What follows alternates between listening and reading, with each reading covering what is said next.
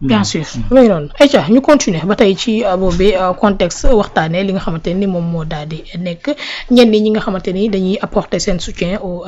ki nga xamante ni moom moo daal di nekk Ousmane Sonko ñu ne ci biir réew mi wala ñu daal di nekk li nga xamante ni moom moo daal di nekk bitim réew gis nañ ko depuis semaine bii nii wala semaine bi ñu génn Pape Samba ay fonds yoo xamante ni ñu ngi jógee de partout di jàppale ki nga xamante ni moom moo daal di nekk Ousmane Sonko di réaffirmer seen engagement par rapport ak programme bi nga xamante ni proposé nañ ko Sénégalais yi.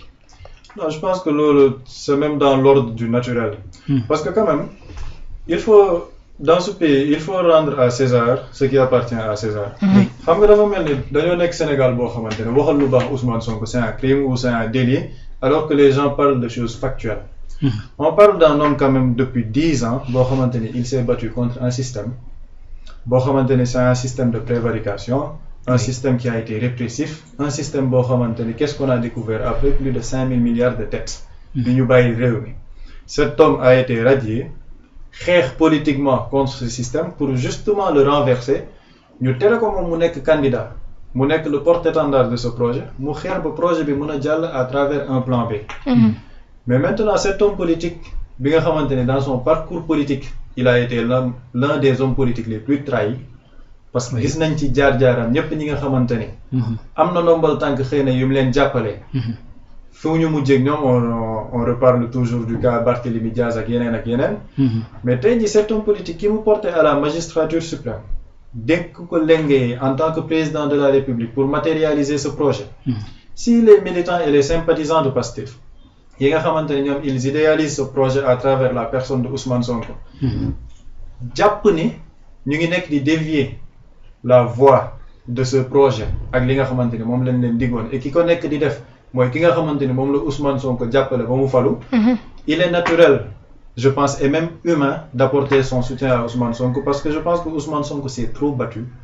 pour quand même ñu delluwaat ci dëkk boo xamante ni pendant 18 mois il peut être insulté à tout va il peut être ñu koy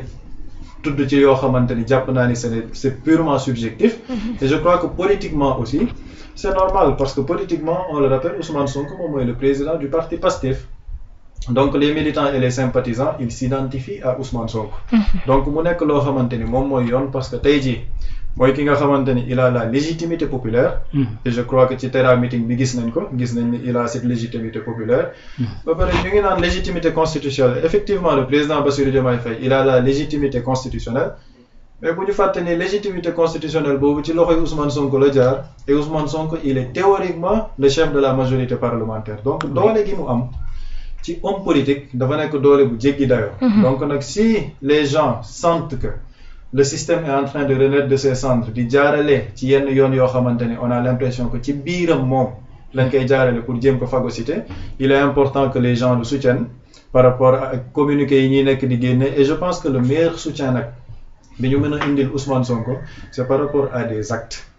maanaam le parti politique poser des actes politiques pour jàppale Ousmane Sonko que les militants et les sympathisants ñu imprégné wu ci li nga xamante ni gouvernement bi mu ngi koy liggéey à travers le plan de redressement économique et social mën a défendre justement li ñu nekk di liggéey parce qu'en réalité man li ma gëm te jàpp ko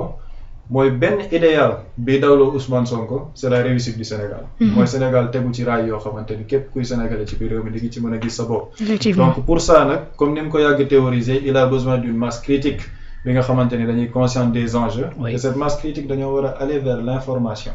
di gëstu di défendre li nga xamante ni mooy seen projet ak li ñu nekk di liggéey et c'est de cette manière lañ ko gën a mën a doolele après nag son appareil politique fera le travail nécessaire politiquement parce que quand même nag politiquement jàpp naa ni Ousmane Sonko moom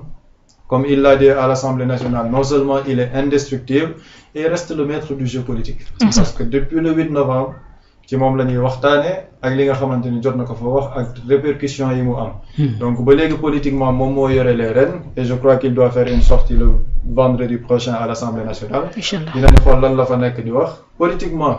am nañ confiance ci ni dina continuer moom li mu nekk di def politiquement maintenant c'est aux militants et aux sympathisants et aux citoyens en général ñu gën ko